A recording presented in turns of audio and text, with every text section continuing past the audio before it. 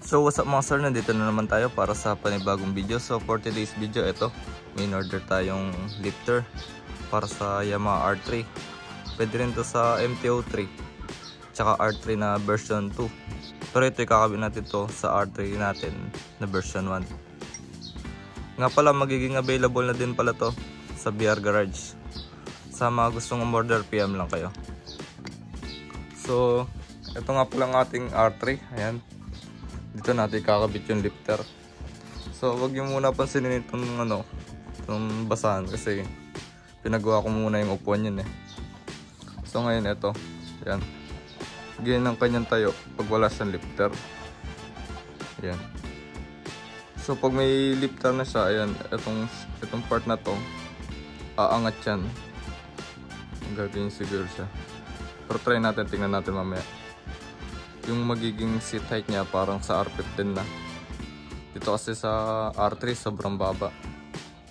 Yung height ko pala 5'6". Yan. So ayan siya. So yung mga sasakyan ko siya para makita nyo kung ano yung pagbabago niya mamaya. So ito siya ngayon.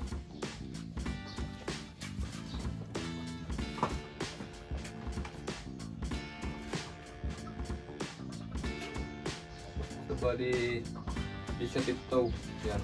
Dapat nalapat yung paa ko.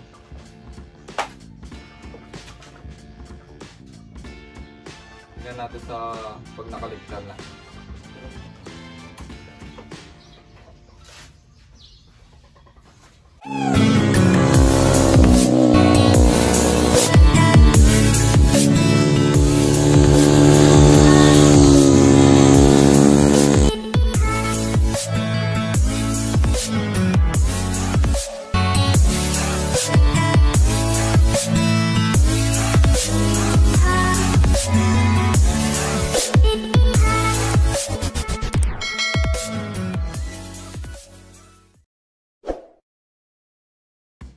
Sa pag-install pala natin itong lifter, kailangan natin ng paddock stand.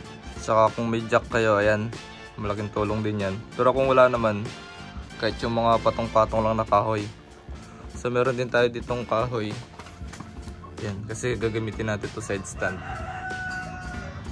Pero kung kakayanin nung upuan na mag-lift dito sa pedal, baka gagamit din tayong upuan.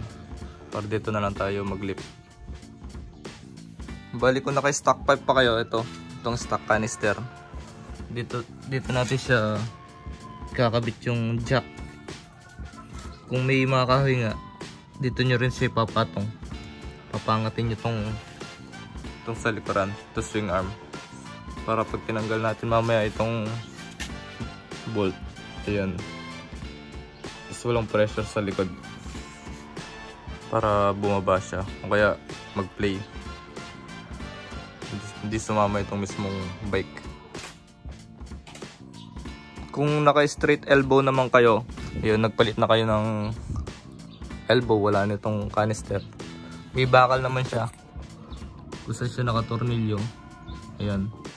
Pag wala naman din to, meron din siyang bakal dito sa loob. Pwede kayo dun kumuha ng pwersa para ilip itong likod. So tara mga sir, subukan natin. Install na natin itong lifter.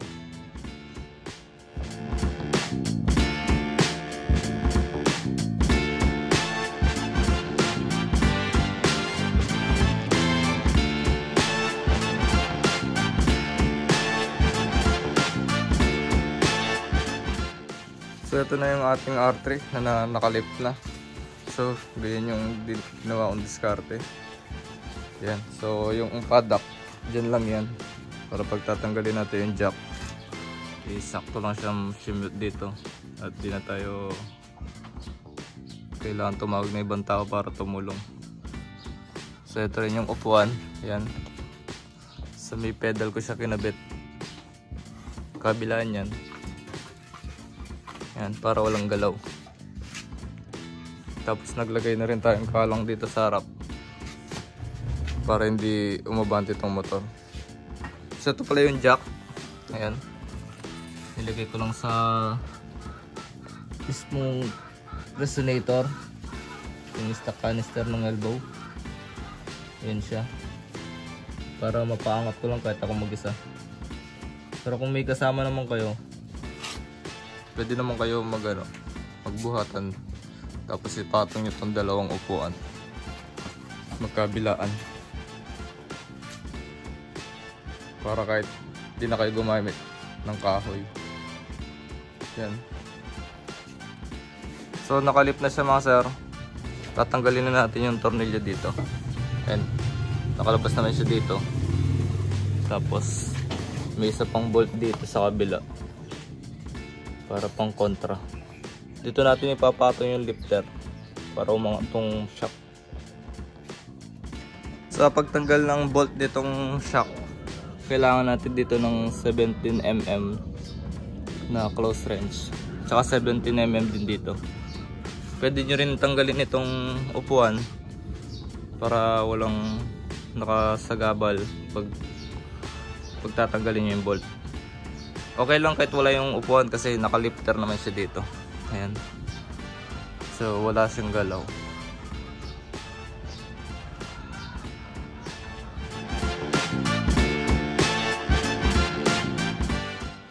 Sa pagtanggal ng bolt mga sir, angat nyo lang itong swing arm, tapos push nyo palabas yung bolt. Ayan, ganyan lang siya.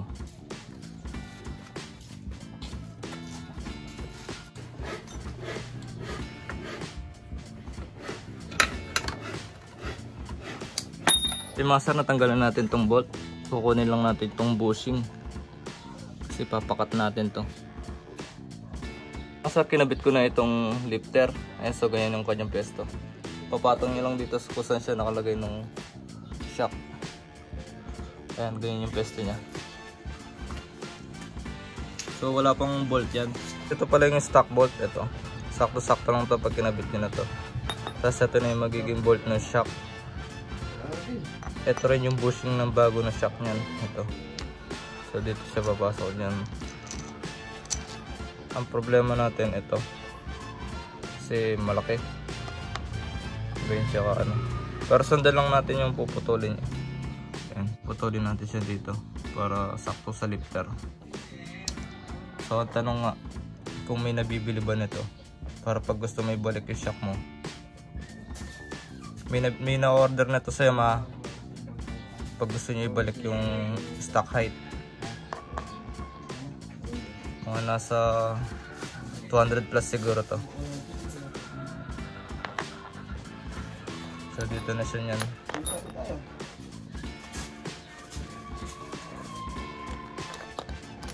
Yan. Tapos ito, pasok to. Salesman chassis.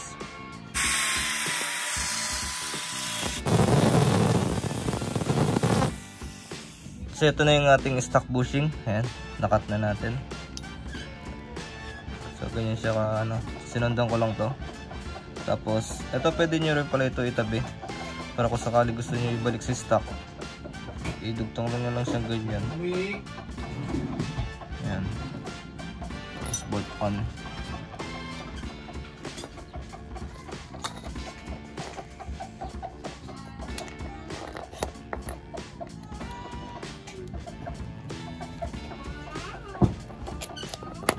So ganyan pa rin siya. Kung gusto nyo lang naman ibalik, ito. Tara, kabit na natin to.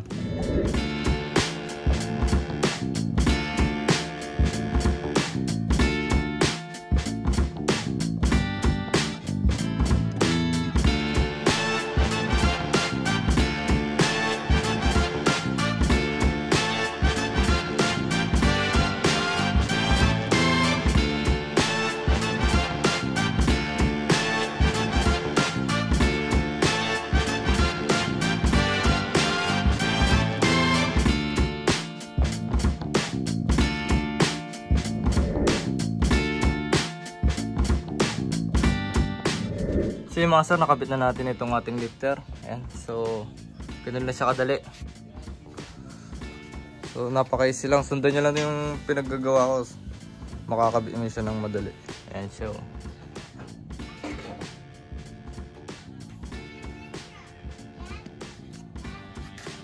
So yung mga sir, susubukan natin siyang sakyan. So kung gaano na siyang kataas ngayon.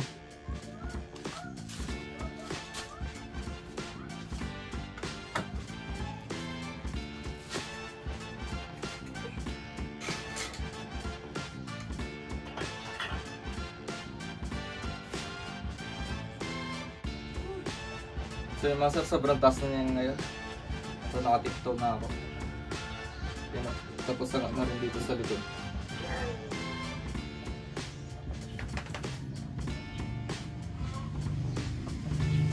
So yung mga sir, tatapusin na natin dito ang ating video. Kita-kits ulit sa mga panibagong DIY. Peace.